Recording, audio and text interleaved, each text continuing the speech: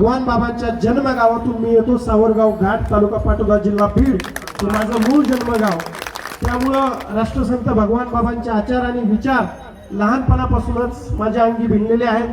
मी आपल्याला एकच या सप्ताहानिमित्त विनंती करेन, आपल्याला तर साधू संतांनी आणि खूप साऱ्या महाराजांनी चांगले उपदेश देऊन आपल्याला साधू संत आपल्या पाठीमागे कसे असतात आणि परमार्थाचं महत्व पटवून दिलेलं आहे.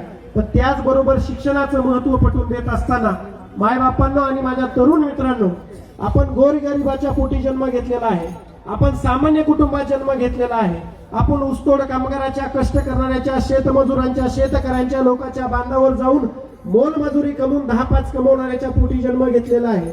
तर मला इथं एक आवर्जून गोष्ट सांगायची.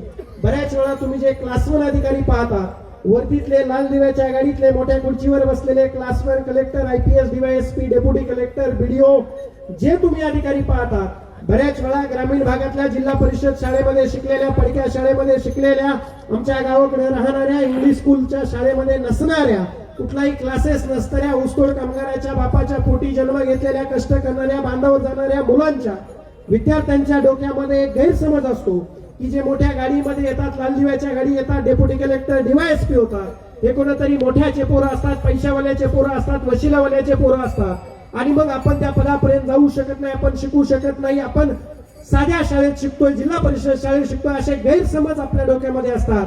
हेच मी तुम्हाला सांगायला आलोय की तुमच्या डोक्यातला तो गैरसमज काढा. तुमच्या समोर जो संतोष खाडे आज DYSP म्हणून उभा आहे, तो कोणा मोठ्याचा पोरगा नाही, कोणा पैशावाल्याचा पोरगा नाही, तो एका साध्या ऊसतोड कामगाराचा पोरगा आहे. आणि तो जर DYSP म्हणून तुमच्या समोर उभा राहू शकतो, तर तुम्ही सुद्धा शिक्षणाच्या जोरावर, तुम्ही सुद्धा पुस्तकं वाचून, अभ्यास करून, तुम्ही सुद्धा प्रामाणिकपणे शिक्षणाला महत्व देऊन आपापलं स्वप्न पूर्ण करू शकता. आणि सगळ्यात महत्वाचं काय असतं, मी जोपर्यंत अभ्यास करत होतो आणि मला पोस्ट भेटली नव्हती, तोपर्यंत माझे आई वडील मागचे 30 वर्ष ऊसतोडीचं काम करत होते.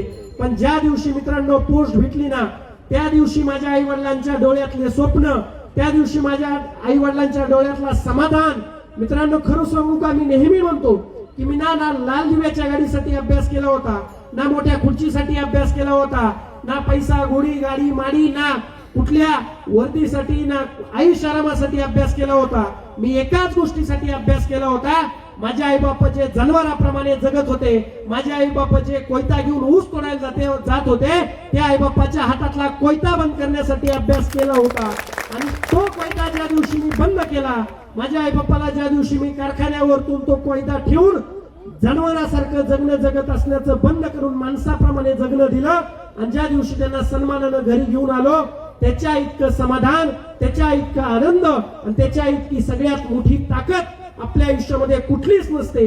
त्यामुळे इथं जमलेल्या सर्व तरुण, माझ्या लहान मोठ्या बांधवांना एकच विनंती करेल की मित्रांनो, तुम्ही जे काही करत असाल, तुम्ही पोलीस भरती करत असाल, स्पर्धा परीक्षेचा अभ्यास करत असाल, डॉक्टर, इंजिनियर, कृषी अधिकारी, तुम्ही शेती करत असाल, तुम्ही राजकारण करत असाल, तुम्ही कीर्तनकार होण्यासाठी प्रयत्न करत असाल, खेळाडू होण्यासाठी प्रयत्न करत असाल, तुम्ही ज्या कुठल्या क्षेत्रामध्ये तुम्ही आज काहीतरी करिअर घडवण्यासाठी प्रयत्न करत आहात, त्या क्षेत्रामध्ये एकाच गोष्टीसाठी कष्ट करा, एकाच गोष्टीसाठी प्रयत्न करा की तुमच्या आईबापाला सन्मानाची वागणूक देता यावी, तुमच्या आईबापाच्या डोळ्यातलं स्वप्न पूर्ण व्हावं आणि त्या आईबापाला छाती ठोकपणे चालता यावं.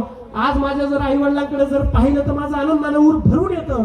ज्या बापाला कोणी सन्मानाची वागणूक देत नव्हतं, ज्या बापाला कोणी चहाचा कप देत नव्हतं, तो बाप माझा आज गावात चालताना आमदार, खासदार, मंत्री, चांगले चांगले अधिकारी ज्यावेळेस माझ्या बापाला सन्मानानं बोलतात, सन्मानाची खुर्ची देतात, ज्या आईला साधं लिहिता येत नाही त्या आईला ज्यावेळेस राज्यस्तरीय पुरस्कार भेटतात, ही सगळ्यात मोठी सन्मानाची आणि सगळ्यात मोठी आनंदाची गोष्ट असते.